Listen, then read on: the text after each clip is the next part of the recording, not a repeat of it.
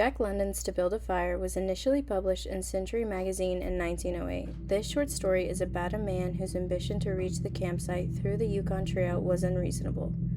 The fact that he was unfamiliar with his new surroundings contributed to the danger in which he found himself. Both his unwillingness to listen to the advice of the old man, who has lived on Circular Creek for many years and whom he is introduced to before he begins his journey, also his overconfidence in his own abilities to navigate the trail contributed to his failure.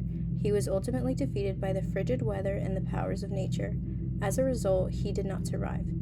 This story also incorporates the symbolism of fire, which represents life and was necessary for the man's survival on his journey. It also features a series of occurrences that ultimately predict the man's fate by including the dog and demonstrating that it is better fitted for this environment than the man. Therefore, London uses the death of an ignorant and overconfident man to demonstrate how the dog's nature and survival instincts foretell the man's death at the hands of nature. Furthermore, it conveys that nature's true values do not care about humanity. The first set of description focuses on the dangerous conditions that the man is expected to encounter along the Yukon Trail. In the story, it is stated, "There was no sun or promise of sun, although there was not a cloud in the sky, it was a clear day. However, there seemed to be an indescribable darkness over the face of things." It states the setting for where the man is throughout the story, from the beginning to the end. The harshness of nature, which will be a recurring theme throughout the story, is established in the story's opening scene, along with a foreboding sense that something terrible is about to occur. Due to his determination, the main character lacks the natural instincts for survival that are necessary to accomplish this journey. In the story, these instincts are symbolized by the dog that accompanies him, who is a symbol of nature and demonstrates essential survival instincts. London states that the animal was worried by the great cold. It knew that this was no time for traveling. Its own feeling was closer to the truth than the man's judgment. This statement is also a foreshadowing of what would happen to the man in the future, as the dog is aware of the coming danger posed by the cold circumstances, something that the man did not anticipate at the beginning of the story. In addition, the dog's instincts alert him, whereas the man's judgment is incapable of doing so.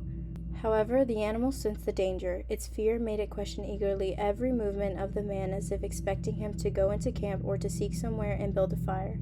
As the story progresses, we watch a natural impulse that comes over this dog, which the story utilizes to emphasize that even a low, intelligent animal can be afraid, just as a person who is in an unknown location and does not know his way around should be. In addition, it also shows how arrogant and overconfident the man is toward nature, which is the opposite of what the dog shows by being wise and respectful of the natural world. Another feature was the wise old man on Circular Creek that the man talked to before his journey, who warned the man about the trail and how his years of living there should help the first-time traveler be cautious.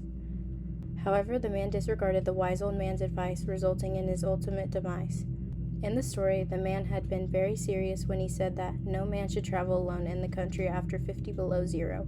Well, here he was, he had had the accident, he was alone, and he had saved himself. Those old men were rather womanish, he thought. This demonstrates how he had survived falling through the ice into the creek along the trail.